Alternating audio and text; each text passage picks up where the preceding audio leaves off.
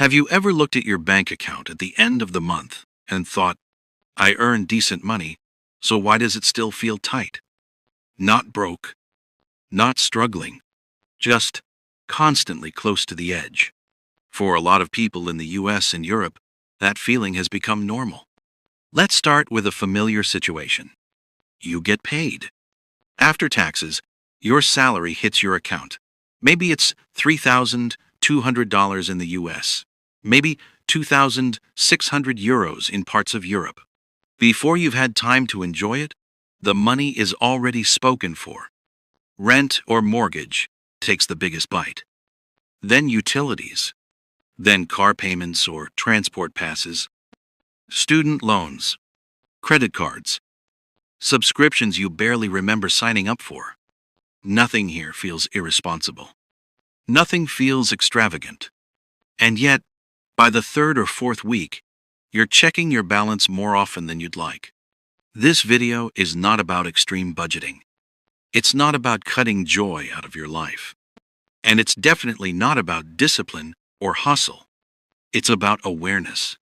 Because saving $200 in a month is rarely about sacrifice. It's usually about seeing what's already happening. Let's talk about the first place money quietly disappears. Think about your daily spending.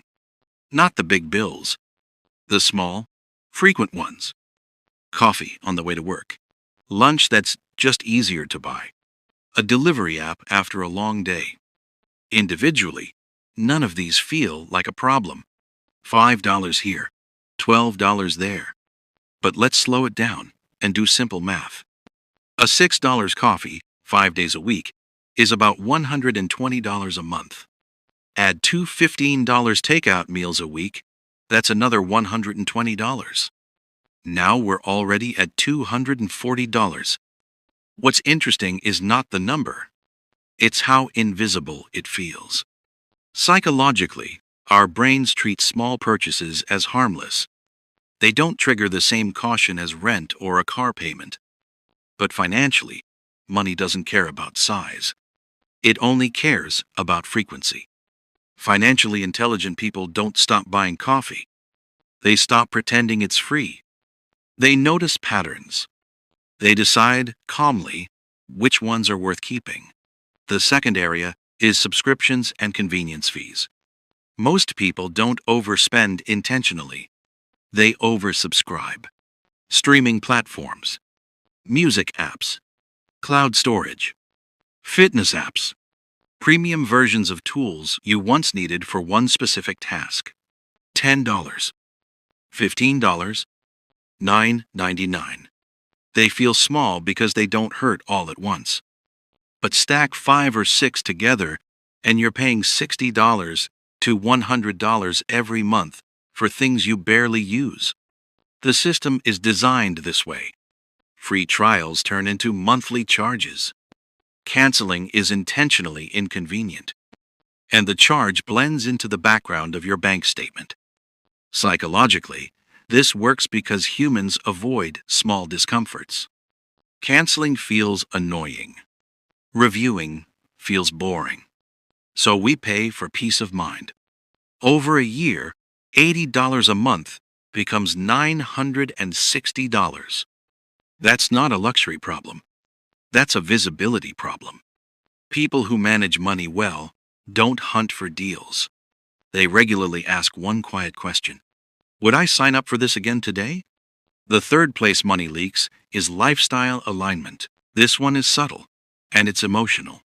You earn more than you did 2 or 3 years ago, so your lifestyle slowly adjusts. A slightly nicer apartment, a newer phone, better clothes, more eating out. None of this is wrong. The issue is that income increases are often absorbed immediately, instead of being partially captured.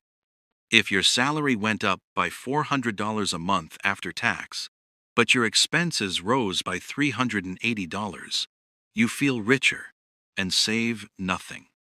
This is called lifestyle inflation, but that phrase makes it sound like a moral failure. It's not. It's social. It's psychological. It's normal. We compare sideways, not backwards. We adjust to new normals quickly. The long-term cost isn't just financial, it's emotional. Because higher income without higher control creates pressure. You earn more, but feel no safer. Financially thoughtful people don't freeze their lifestyle.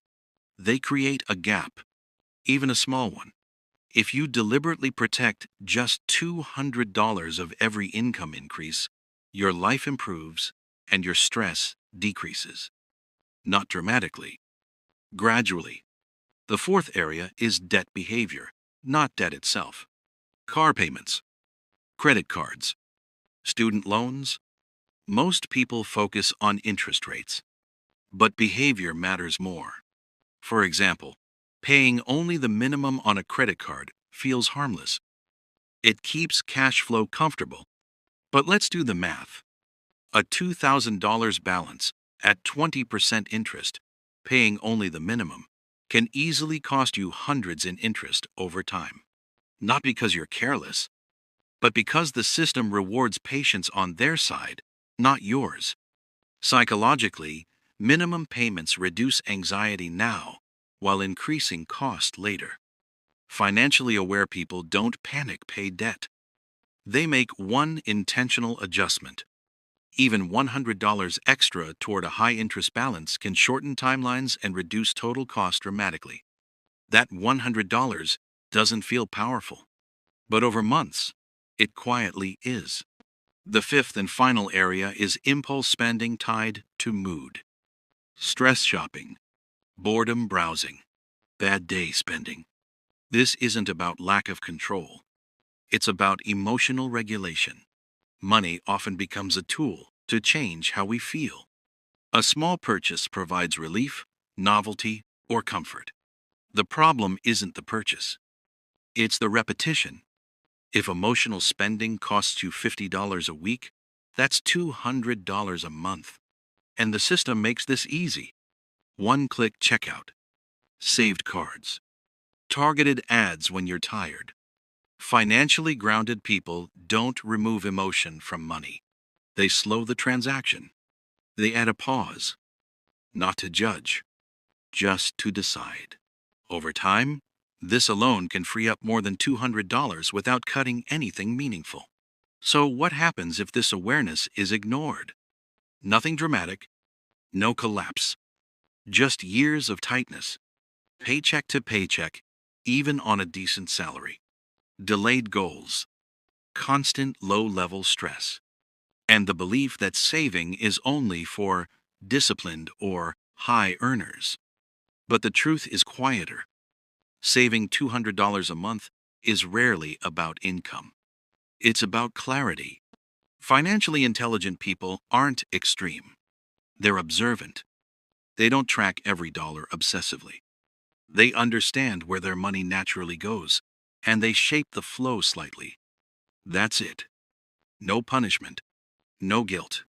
Just small, calm decisions repeated consistently.